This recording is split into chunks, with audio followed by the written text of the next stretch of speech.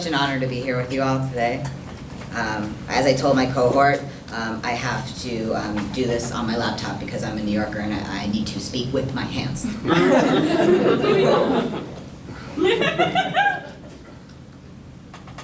Okay, so these are pieces from a memoir I'm writing. When people ask what my father does for a living, I tell them he's working on steadily dying. My father's heart has been in slow decline ever since he was a kid growing up in Brooklyn in the 1940s, just as scarlet fever reached the shores of Brighton Beach. Rheumatic heart disease develops when antibodies produced to defend the heart against scarlet fever end up attacking the organ instead, confusing the heart for the infection.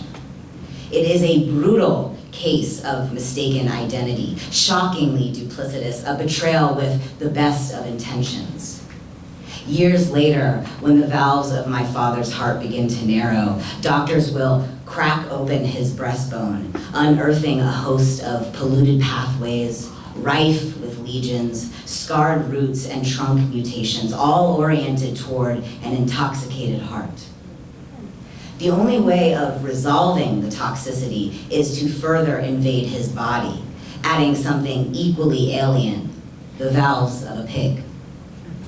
In an attempt to explain this medical maneuver to a child, my father placed my finger against his chest and moved it gently along the 10-inch scar that ran vertically down his torso from collarbone to rib cage, then pressed my ear against the incisions and whispered, "Do you hear that? Thump, thump. Oink, oink."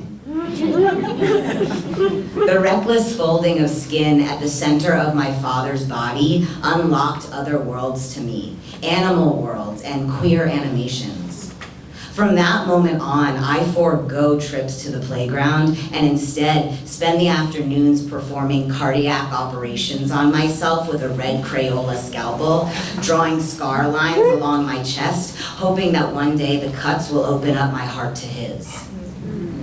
The stitching down his body appeared improvisational, a jagged flesh border that groped at broken skin and sent me into fantasies of what lay inside his body.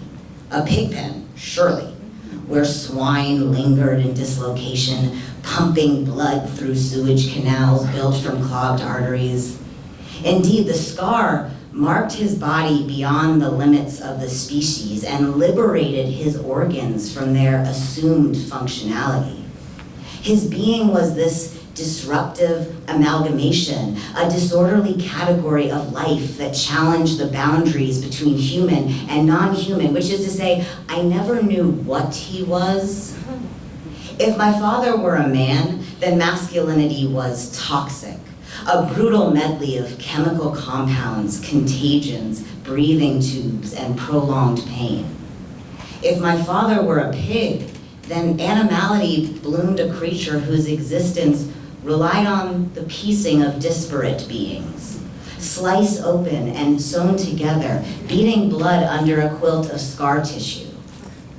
And if my father's heart were governed by swine, then love was a practice of the wilderness. In 1972, when the pornographic film Deep Throat was first released in New York's adult theaters, it ignited a firestorm of criticism. Deep Throat is about a woman searching for an orgasm. When penetrative sex fails to make her come, Linda Lovelace is told she may have, quote, mental problems, and seeks help from a psychiatrist, Dr. Young. While performing an internal exam on Linda's vulva, Dr. Young makes a shocking discovery. "There's no clitoris here," he exclaims. Linda begins to cry. Perplexed, the psychiatrist asks, "When you have sexual intercourse, what excites you the most?" Linda replies reluctantly, "Giving head. I feel it here." She points to her esophagus. Dr. Young opens Linda's mouth, searches high and low, and makes yet another shocking discovery. Your clitoris. It's deep down in the bottom of your throat.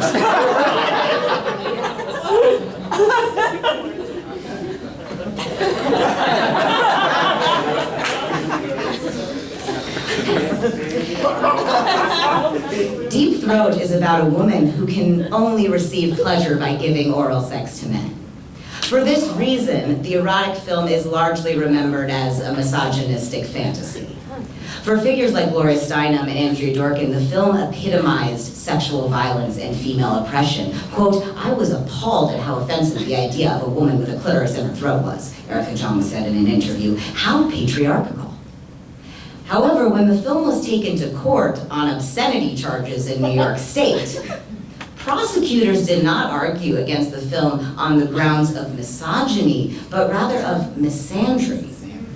Quote, "A woman seeing this film may think that it is perfectly healthy, perfectly normal to have a clitoral orgasm." She will think this is all she needs. She is wrong, and this film will only strengthen her in her ignorance.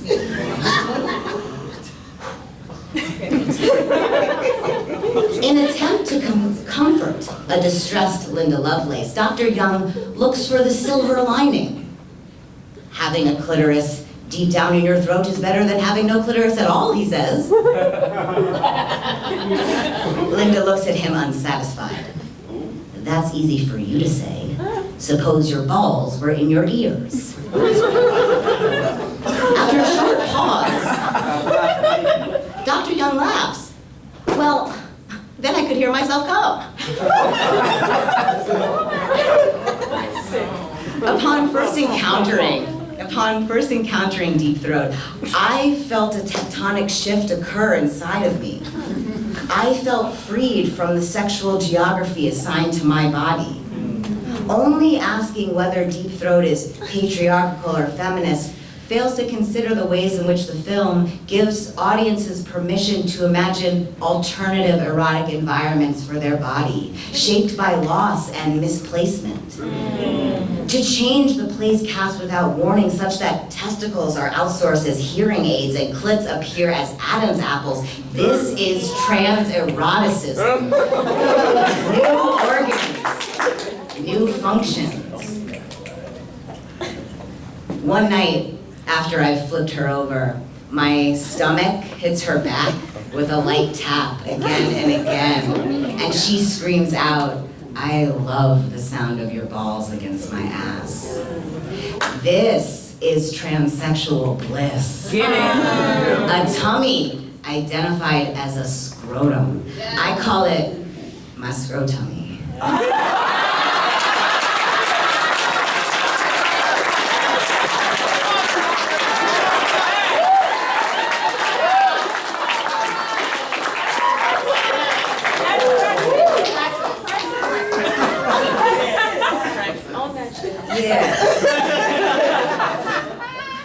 This is erotic rezoning. When we fuck now, I feel the tip of my new cock enter her, and she says things like, "Come inside of me tonight." These are true desires, but there's also an element of fiction, which means we both have to be believers in order to come. "What I'm trying to tell you," she says, "is that fucking you is the closest I've ever come to faith."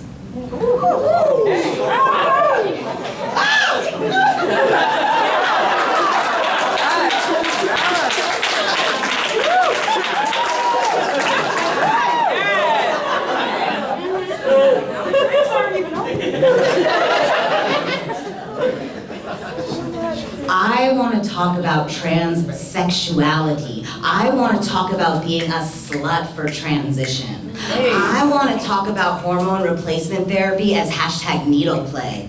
How my lover and I shoot each other up as hashtag foreplay. How hard I get watching her pierce my thigh and unload inside. After pulling out, she will straddle my leg, place her clit on the pulsing wound, and fuck herself against rushing blood.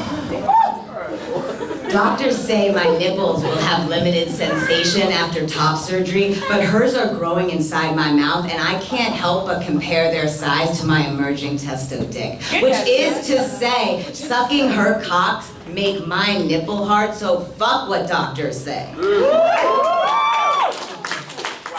This is the pleasure of dysphoria. Mine is a body with scrambled coordinates, with organs mislabeled and misplaced. Sex with me is the best fan fiction.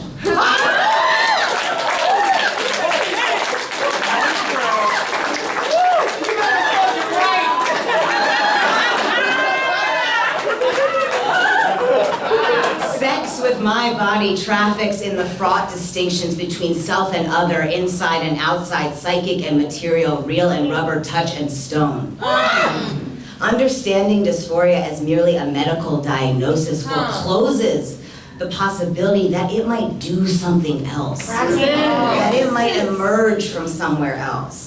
Dysphoria can be the anticipation of a body and the sound of affirmation or harassment that receive it. Dysphoria can emerge in debt, in dislocation, in self-defense. Dysphoria can be a body refused and a refusal to be embodied. When I tell my mother I plan to have top surgery, she responds, "Is this because of her? Are you still depressed?" Another friend laughs at the news. Yeah, everyone wants to be trans after a bad breakup. Wow. I am supposed to rebuke these equations. I'm supposed to redeem trans from bad feelings, depression, heartbreak. I'm supposed to restore trans from negative archives, claiming instead that it makes me whole, that it brings me peace. But what if we talked about trans as a practice of self-shattering, disrupting the drive for mastery, coherence, and resolution? What if we talked about trans as destabilizing a patriarchal order that demands evidence and sense-making? Which is to say, what if it is because of her? I am broken and angry and wish to be undone, cut up. Oh, wait. Ring it for you. When I first met her, she introduced herself as "I hate my name." I did not hear it as a declaration of self-loathing, though, but as a backwards birth. Growing up queer can often feel like a practice of homelessness in which your local tongue speaks you into exile.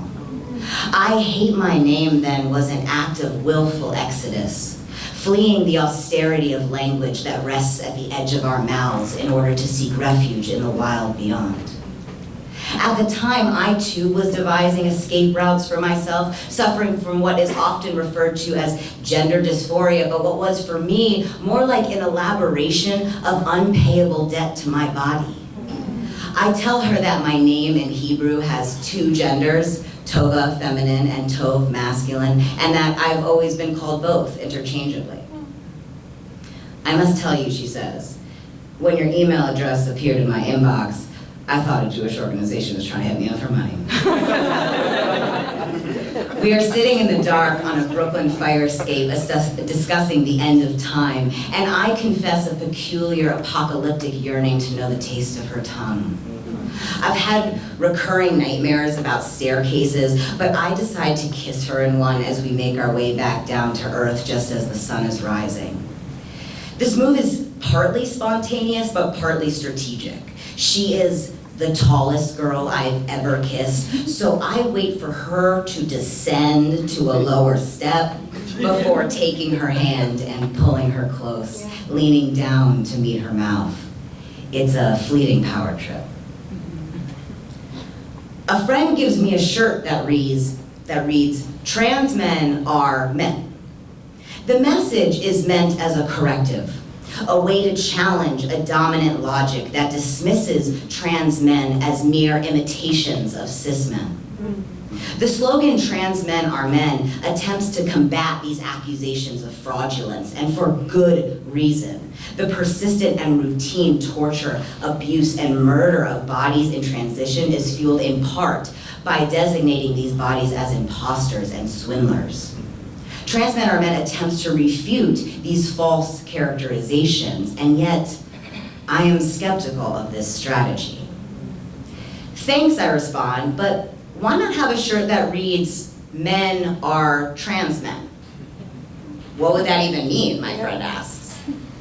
His confusion about this flipped equation reveals the same transphobic logic that the shirt attempts to undermine, namely that men are considered a category of permanence, of truth, whereas trans men are thought to occupy a non-place, that they seek to leave somewhere to be somewhere else, that trans masculinity is a journey, but never a destination.